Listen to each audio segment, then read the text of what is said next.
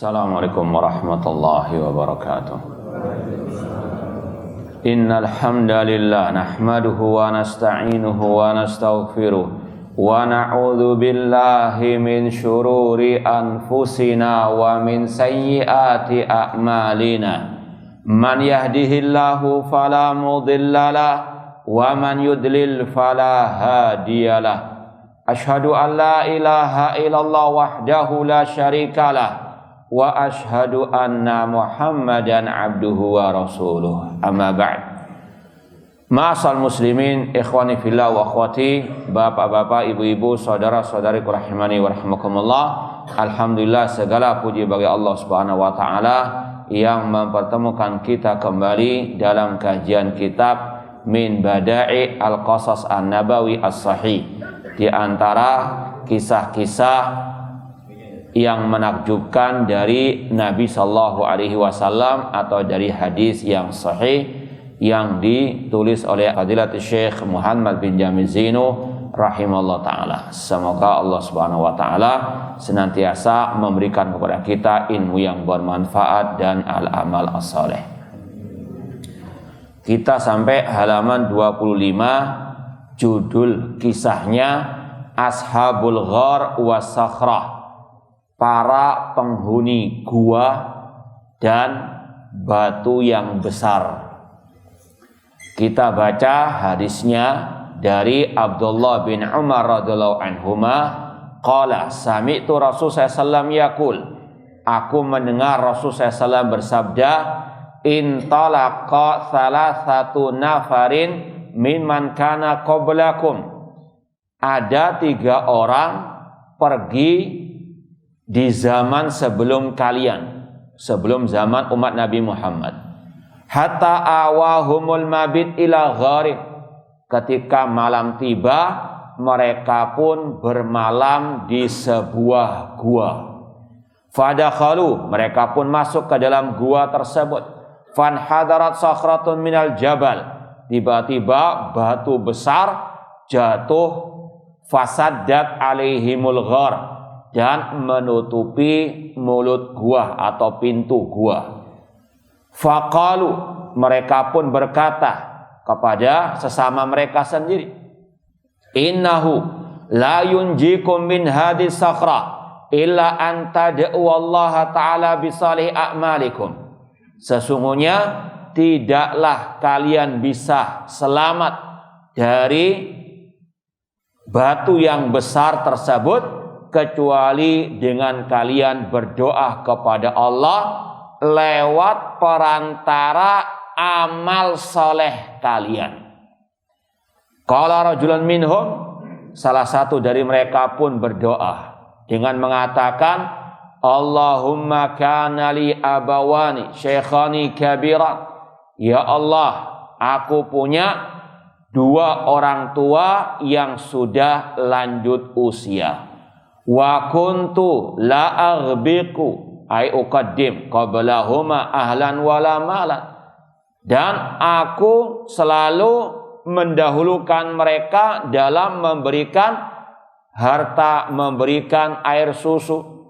Aku tidak mendahulukan daripada mereka berdua selain mereka. Fana abi talabus syajari yauman, suatu saat aku pergi untuk mencari kayu bakar. Falam urih alaihim ay falam arji hatta nama, kemudian tidaklah aku pulang kecuali mereka dalam keadaan tidur. Fahalabtu lahuma ghabuqahuma, aku pun memerah susu untuk kedua orang tuaku tersebut. Fawajatuhuma naimain, aku dapati mereka sudah tidur. Fakarihtu an uqidahuma wa an aghbiq qablahuma ahlan aw malan, aku tidak suka membangunkan mereka atau mengganggu tidur mereka, dan tidak pula aku memberikan harta ataupun susu kepada selain kedua orang tuaku tersebut. Falabistu wa qad ala yadi, aku pun menunggu orang tuaku sampai bangun, sedangkan gelas susu masih aku pegang di tanganku. Antadhir istiqadahuma, aku menunggu mereka bangun hatta barakal fajr, sampai munculnya fajar atau waktu subuh. Wasabiya yatadaghawna inda qadami, sedangkan anak-anakku ribut minta susu tersebut, mereka teriak-teriak. Fastaiqadha, mereka pun orang tuaku terbangun. Fasyariba ghabuqahuma, mereka pun minum dari susu yang aku perah dan yang aku pegang semalaman. Allahumma in kuntu fa'altu dzalik ibtigha'a wajhik fafarrij anna ma nahnu fihi min hadhihi sakhrah. Ya Allah, jika aku melakukan itu karena mengharapkan wajahmu, maka hilangkanlah kesusahan dari kami. Min hadhihi sakhrati, dari tertutupnya gua, ya, dari batu besar tersebut. Fanfarajat syai'an la yastati'una al-khuruja minha, batu besar itu pun tergeser sedikit, namun mereka masih belum bisa keluar dari gua tersebut. Ini orang yang pertama berdoa dengan tawassul dengan amal solehnya, yaitu berbaktinya dia kepada kedua orang tuanya. Wa qala al-akhar, yang kedua mengatakan, Allahumma innahu kanat li ibnatu ammin kanat ahabban nasi ilayya. Ya Allah, aku memiliki sepupu alias anak perempuan dari pamanku yang dia adalah orang yang aku cintai. Fa'aratuha ala nafsiha, aku menginginkannya. Famtana'at minni, namun dia tidak mau berbuat kekejian, ya, denganku. Hatta alamat biha sanatun minas sinin, sampai suatu saat dia ditimpa kefakiran, kekeringan. Faja'atni, lalu dia mendatangiku. Fa'ataituha ishrina wa mi'a dinar ala antukhaliya baini wa baina nafsiha.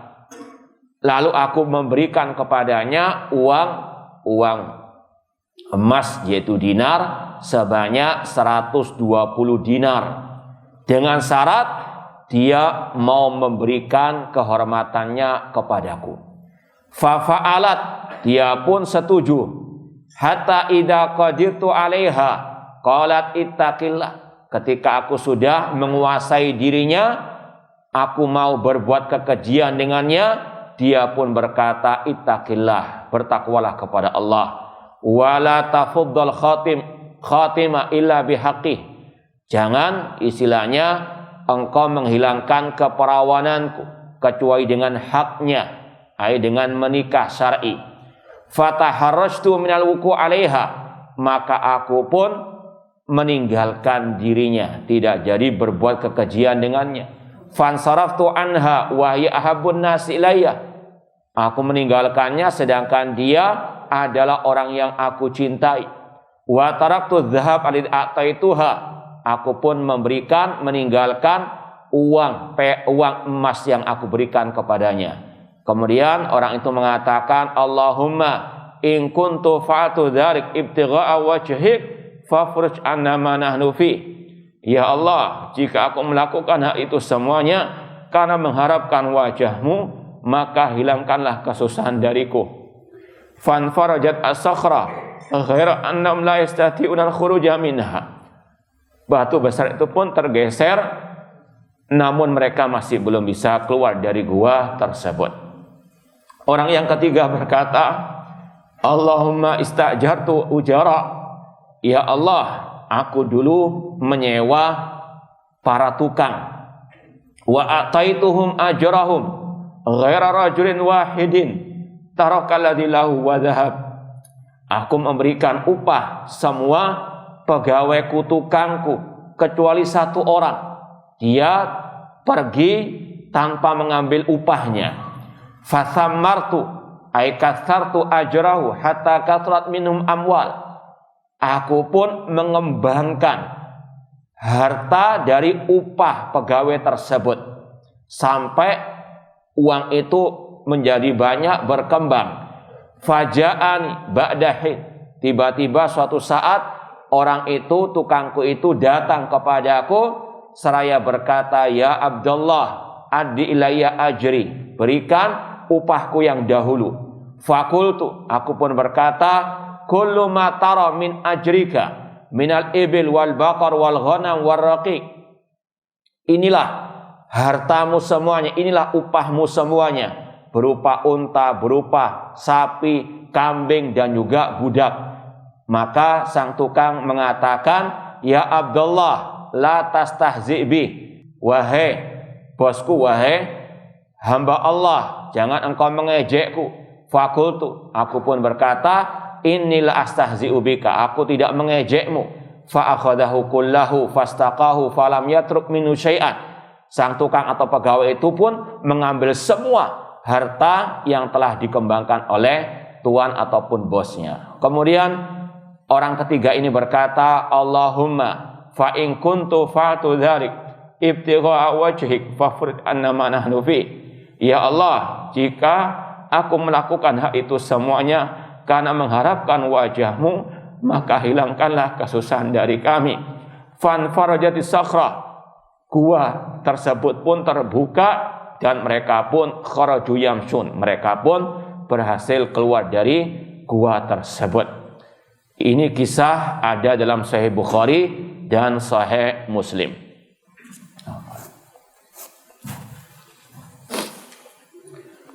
Ma'asal muslimin, ikhwani fillah wa akhwati rahimani wa rahmakumullah, kita baca langsung faedah ataupun pelajaran-pelajaran berharga dari kisah tersebut.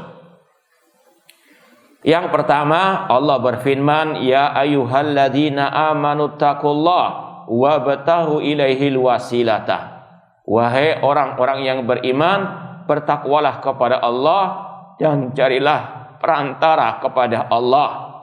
Wajahidu fi sabilihi, dan berjihadlah di jalan Allah, la'allakum tuflihun, agar kalian beruntung.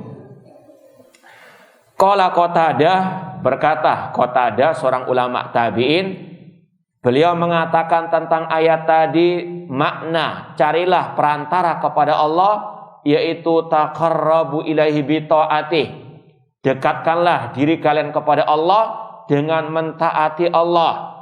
Wal amal bima yurdi, dan dengan amalan-amalan yang bisa membuat ridha Allah Subhanahu wa taala. Ini tafsir dari ulama salaf tentang Al-Maidah ayat 35. Ini wajib dipahami oleh setiap muslim-muslimah, bahwasanya di antara cara untuk mendekatkan diri kepada Allah yaitu dengan mentaati Allah, melaksanakan amalan yang diridhai oleh Allah. Dan kita tidak tahu apa amalan yang bisa menjadikan Allah ridha kecuali lewat dalil Al-Quran dan Sunnah Rasulullah SAW. Artinya kalau kita mau mendekatkan diri kepada Allah, tidak boleh dengan sembarangan, dengan hal-hal yang tidak pernah diajarkan oleh Allah dan Rasulullah SAW. Dan jangan salah tafsir tentang ayat ini, karena banyak tafsiran-tafsiran yang batil, yang asal-asalan, yang ngawur, dengan mengatakan carilah perantara kepada Allah, misalnya dengan mengkeramatkan kuburan, dengan mengkeramatkan wali yang telah mati, minta-minta kepada wali yang telah mati. Itu cara mendekatkan diri kepada Allah.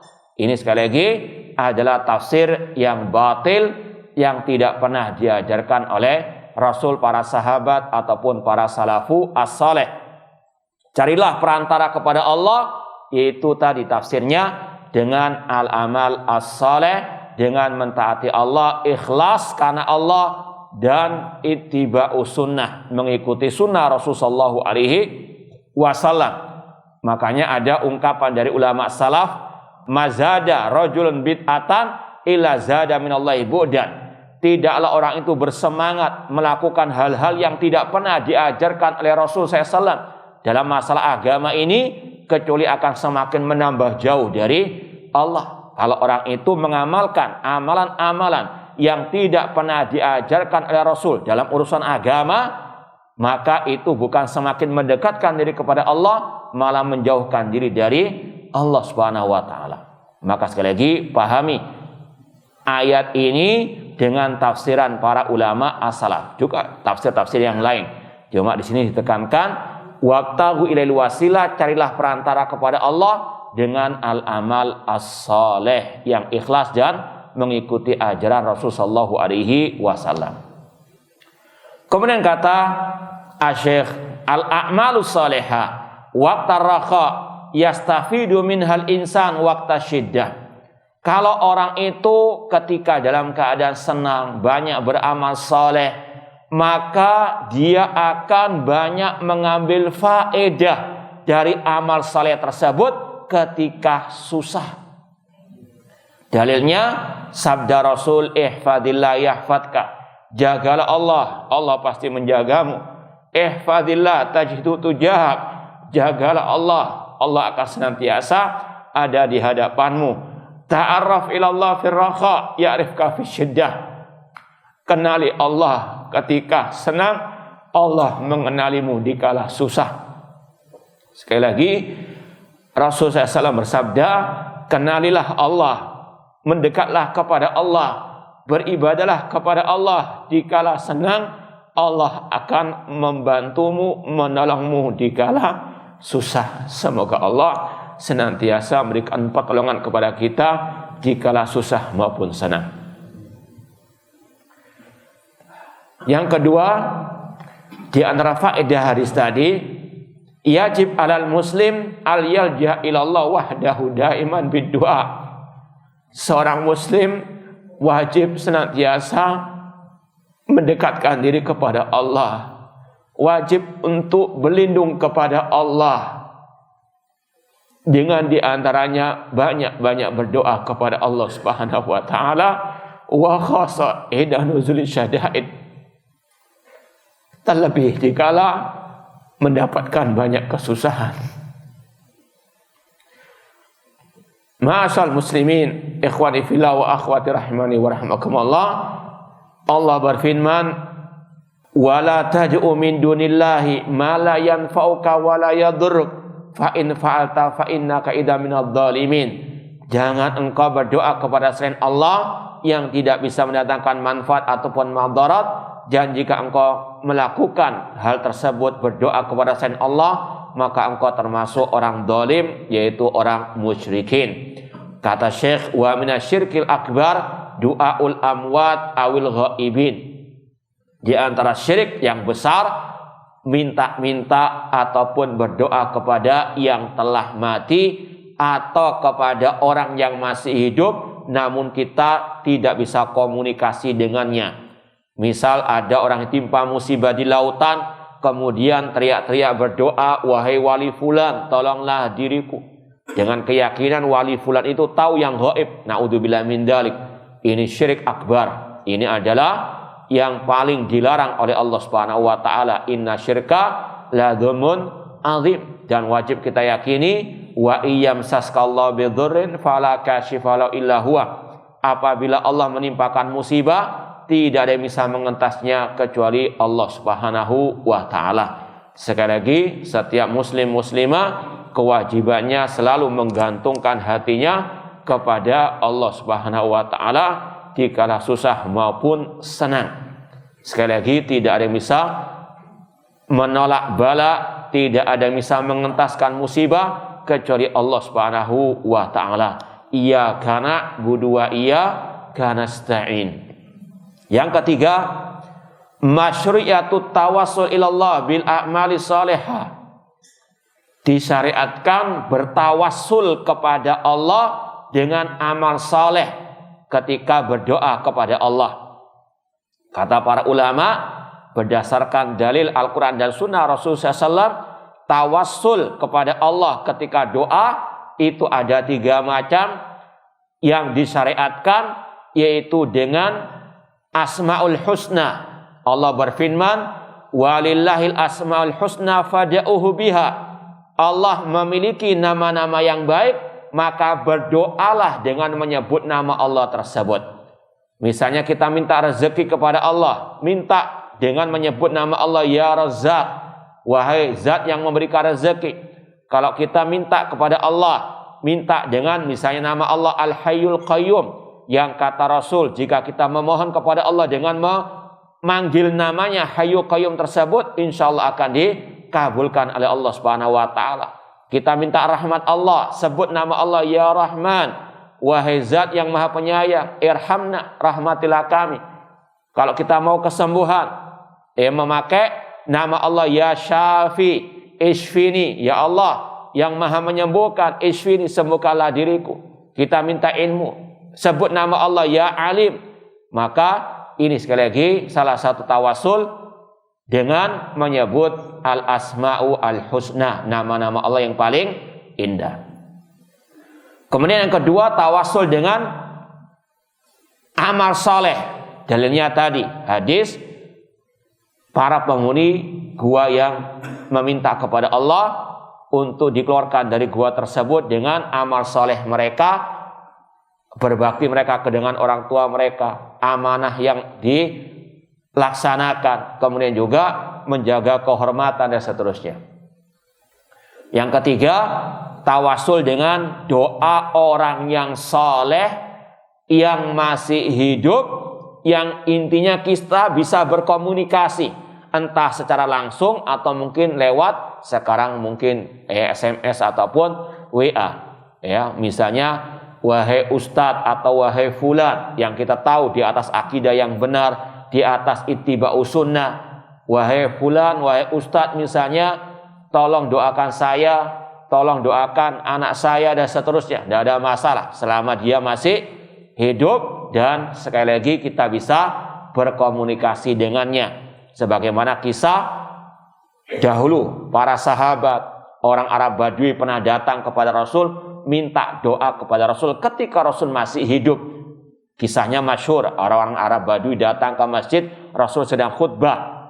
Kemudian minta didoakan agar kampungnya diturunkan hujan. Rasul pun mendoakannya. Ini ketika Rasul masih hidup. Namun ketika Rasul sudah meninggal dunia, tidak ada satupun sahabat datang ke kuburan Rasul minta doanya Rasul. Ini menunjukkan bahwasanya minta doa kepada orang soleh itu ketika mereka masih hidup. Dan tadi bisa berkomunikasi langsung dengannya ataupun lewat sekarang alat gadget dan seterusnya. Wahia nafi'atun wa mufidah. Tawasul kepada Allah dengan amal soleh ini sangat bermanfaat sekali. Wala siyama inda syiddah, terutama ketika waktu susah. Ya. Sekali lagi, tidak hanya terbatas pada 3 amal soleh tadi, berbakti kepada orang tua, melaksanakan amanah, menjaga kehormatan. Bukan itu saja, namun semua amal soleh, yaitu amal yang diajarkan oleh Rasulullah SAW. Misalnya ada di antara antum yang tiap malam selalu sholat tahajud. Ya Allah, setiap malam aku sholat tahajud. Sekarang aku ditimpa musibah, maka tolonglah diriku. Kalau mungkin antum setiap hari bersedekah, antum tawasul, ya Allah, setiap hari aku bersedekah, maka tolonglah diriku. Dan masih banyak lagi amal-amal soleh yang mungkin itu antum anggap spesial. Antum tawasul dengan amal soleh tersebut. Kemudian kata beliau, wa adamu masyru'iyati tawassul bidzawat wal jah. Namun tidak boleh tawasul, tidak disyariatkan atau dilarang tawasul dengan zat orang ataupun kedudukan. Ya, makanya tadi dikatakan yang disyariatkan ada 3. Dengan asmaul husna, dengan amal soleh, dengan doa orang yang soleh, yang masih hidup, yang ada di hadapan kita atau yang kita bisa berkomunikasi dengannya. Adapun yang tidak disyariatkan ada 2, dan yang satu syirik, yang satu bid'ah. Yang syirik itu kalau kita mengatakan wahai wali fulan, tolonglah diriku, atau wali fulan, sampaikanlah doaku kepada Allah, sedangkan dia telah meninggal dunia. Dan Allah mengatakan innaka la tusmi'ul mauta, sesungguhnya engkau tidak bisa memperdengarkan ucapanmu kepada yang telah meninggal dunia. Ataupun meminta langsung kepada wali yang telah mati tersebut. Sedangkan Allah berfirman, In tad'uhum la yasma'u du'aakum walau sami'u mastajabu lakum. Kalau kalian berdoa kepada yang telah mati, mereka enggak akan mungkin mendengarkan doa kalian. Dan seandainya mereka mendengarkan doa kalian, mereka tidak akan mungkin bisa mengabulkan doa kalian. Ini sekali lagi tawasul yang syirik seperti yang dilakukan oleh kaum musyrikin jahiliyah. Walladzina takhadhu min dunihi awliya ma na'buduhum illa liqarribuna ilallahi zulfa.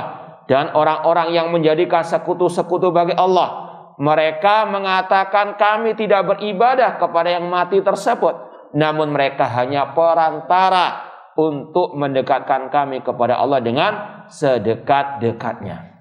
Ini Allah yang menvonis sendiri bahwasanya tawassul dengan yang telah mati tersebut itu syirik. Walladzina takhadhu min duni. Adapun yang ketiga, ini yang bid'ah kata ulama yang tidak ada ajarannya, yaitu tawassul dengan kehormatan. Misalnya, ya Allah dengan kehormatan wali fulan, ya Allah dengan kedudukan wali fulan, ya Allah dengan kehormatan Nabi.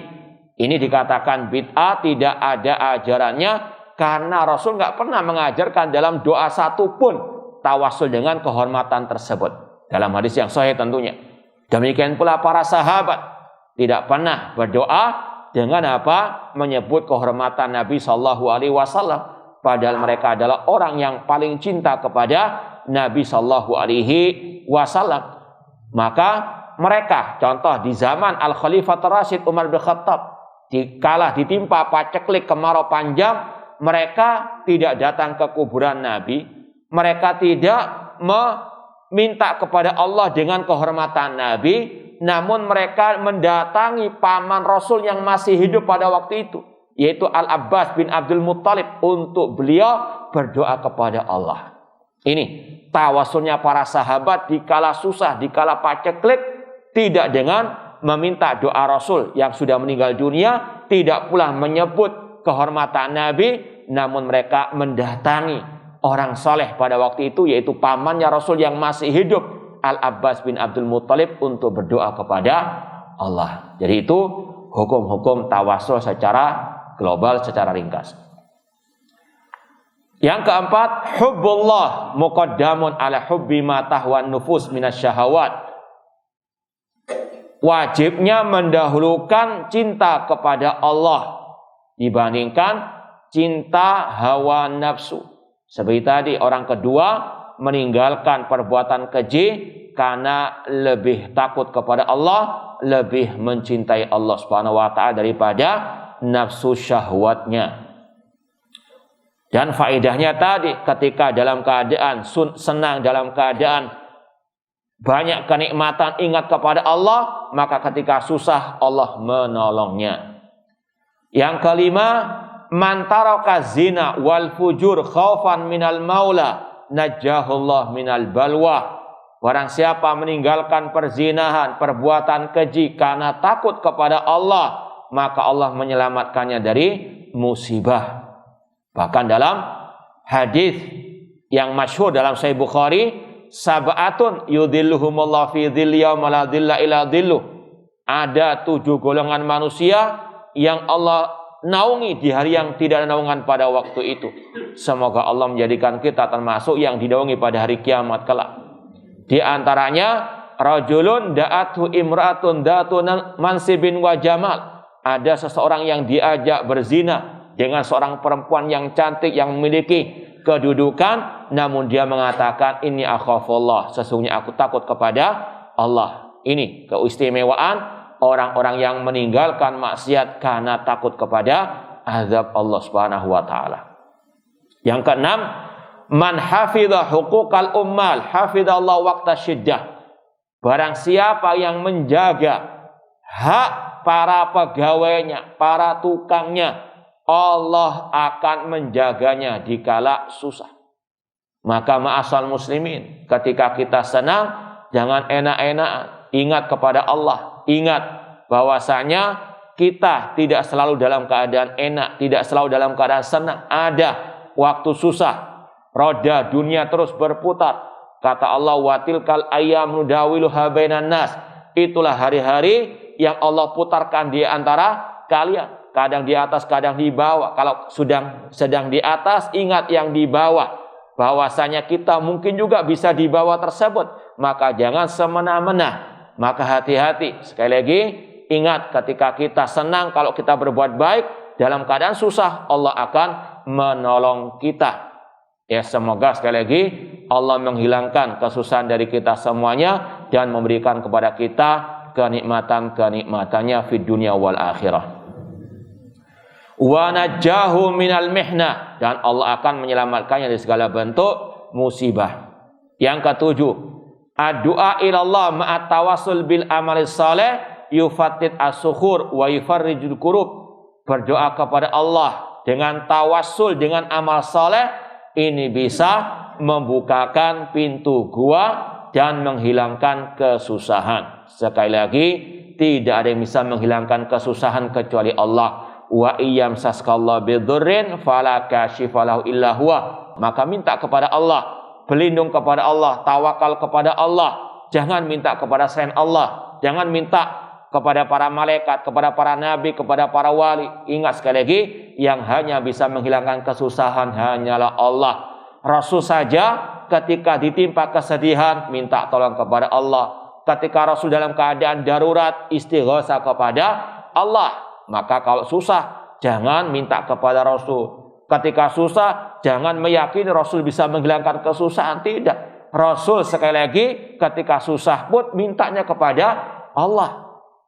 Dan Allah sekali lagi mengatakan, wa iyam saskallahu bidurrin fala kashifalahu illa huwa. Allahu ahad, Allahu samad. Allah tempat kita bergantung. Yang kedelapan, birrul walidain wa ikramuhuma muqaddamun ala zaujati wal aulad.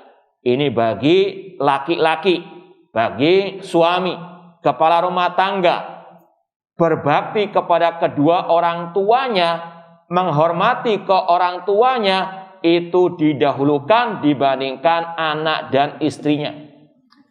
Ini sekali lagi harus seseorang tahu menempatkan dirinya. Dia sebagai seorang laki-laki tetap wajib mendahulukan hak orang tuanya daripada istrinya, anaknya, atau mertuanya. Ya. Sekali lagi, ini yang dikisahkan oleh Rasulullah SAW, bagaimana seseorang itu atau seorang suami, ayah, kepala rumah tangga rela melihat anaknya tadi dalam keadaan istilahnya berebutan, ingin mendapatkan susu, namun dia lebih mendahulukan orang tuanya. Ya, namun dia juga harus bijak. Bisa apa? Kalau bisa menjamakkan dua kebaikan. Kalau misalnya itu memang bisa dibagi. Ya, seperti tadi susu. Ini cuma ada satu gelas, hanya cukup untuk orang tuanya saja. Dia berikan kepada orang tuanya. Tapi kalau banyak ya dibagi-bagi semuanya. Jadi jangan pelit dan juga jangan boros. Ya. Demikian pula ketika ada pertentangan antara perintah orang tuanya dengan mertuanya, maka lebih wajib dia mendahulukan orang tuanya. Misalnya di saat yang sama mertuanya minta diantar ke sebuah tempat yang mubah, di waktu itu juga orang tuanya minta diantar di tempat yang mubah juga, sama waktunya misalnya. Maka dia sebagai seorang laki-laki wajib mendahulukan orang tuanya. Namun kalau bisa menjamakkan dua-duanya, dibagi waktunya kalau bisa. Namun kalau tidak bisa, waktunya cuma satu itu saja, maka orang tuanya yang lebih layak. Dan bagi mertua harus juga tahu diri, harus dia paham bahwasanya menantunya lebih diwajibkan oleh Allah dan Rasulnya mendahulukan orang tuanya. Jangan iri, jangan marah. Ya, masa orang tuamu kamu antarkan, saya tidak. Ya, sekali lagi, orang tuanya lebih layak dibandingkan dia. Demikian pula seorang istri harus tahu juga bahwasanya suaminya lebih diwajibkan taat kepada orang tuanya daripada taat kepada dia ataupun kepada mertuanya. Dia harus mendukung juga. Insya Allah kalau dia mendukung suaminya dalam kebaikan, Allah akan berikan barokah di dalam keluarganya. Namun sekali lagi, ini dalam waktu yang bersamaan ada pertentangan dua perintah. Namun kalau bisa dibagi itu yang lebih baik. Artinya urutan pertama, bagaimana seorang suami itu bisa mentaati orang tuanya, tetap bisa juga berbaik kepada mertuanya. Namun sekali lagi, kalau ada yang kedua pilihan, ya mana yang didahulukan, orang tua atau mertua, maka dia pilih apa? Orang tuanya. Kemudian bagi istri, kewajibannya untuk mentaati suaminya daripada orang tuanya. Sekali lagi, harus tahu diri, ini sesuai dengan hukum syariat. Rasul mengatakan, "Lau kuntu amiran ahadan an yasjuda li ahadin la amatul mar'ata an tasjuda li zaujiha." Seandainya aku dibolehkan, seandainya aku memerintahkan seseorang sujud kepada orang lain, aku perintahkan perempuan sujud kepada suaminya. Namun karena sujud hanya kepada Allah, maka sekali lagi tidak ada sujud kepada makhluk. Intinya, bagaimana Rasul lebih mewajibkan seorang istri taat kepada suaminya daripada selainnya, yaitu diantaranya orang tuanya sendiri. Ketika orang tuanya istrinya sudah serah terima, ya akad nikah, menyerahkannya kepada suaminya, maka sekali lagi hak ya suami lebih daripada apa? Orang tua perempuan tersebut. Jangan mengatakan, ya saya yang membiayai, saya yang melahirkan, masa lebih dahulukan suami. Ini perintah syariat. Ya sekali lagi harus tahu kedudukan masing-masing sesuai dengan syariat Allah, dan Allah yang lebih tahu kebaikan manusia itu sendiri. Sekali lagi, ya tetap porsi yang paling utama bisa membagi kebaikan untuk orang tua, mertua, demikian pula anak dan istri. Namun kalau ada pilihan tadi antara orang tua dengan anak, istri atau mertua, suami, anak laki-laki, harus lebih mendahulukan orang tuanya. Baik, yang terakhir, yang ke-10, yang ke-9 ya afwan. Hakul ajir yuhfad lahu wa la yustakhiruhu. Secara asal upah pegawai, upah tukang itu harus dilaksanakan secara langsung. Rasul bersabda, "A'tul ajir ajrahu qabla an yajifa araquhu." Berikanlah upah pegawai ataupun tukang sebelum kering keringatnya. Nantinya disegerakan untuk diberikan. Nah, dan yang terakhir, meskipun sebenarnya ada 13 ini, cuma kita cukupkan 10 saja. Syar'u man qablana huwa syar'un lana idza akhbara billahi ta'ala aw rasuluhu sallallahu ala tariqil madh wa lam yasbut naskhuhu.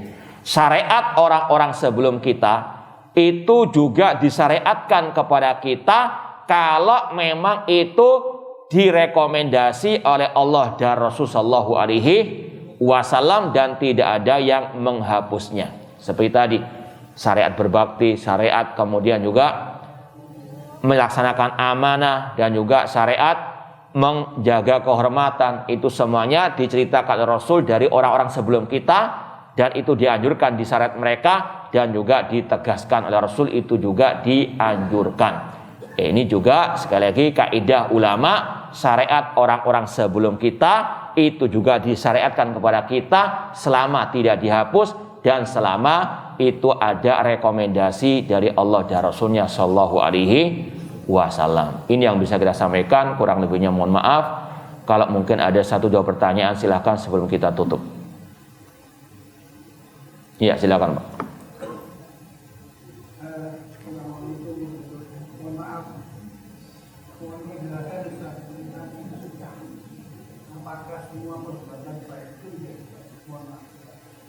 Ya, apakah semua perbuatan baik itu ibadah? Kalau itu perbuatan baik yang dianggap baik oleh Allah dan Rasul, iya itu ibadah.